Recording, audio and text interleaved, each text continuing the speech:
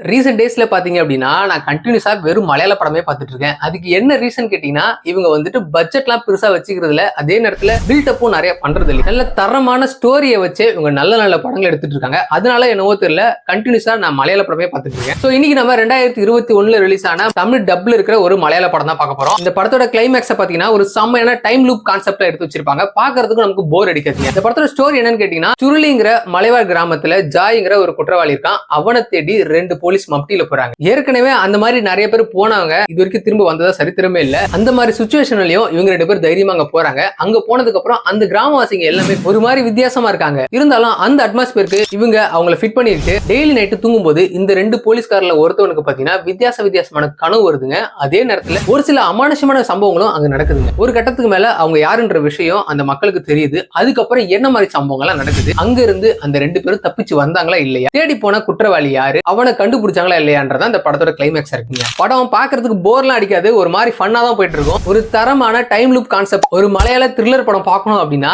இந்த சுருளி படத்தை மிஸ் பண்ணாம பாருங்க.